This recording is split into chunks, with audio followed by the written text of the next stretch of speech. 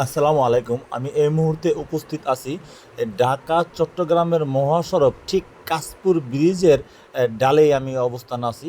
এখানে কিছুক্ষণের মধ্যেই দেখবেন যে যানজট সৃষ্টি হয়েছে।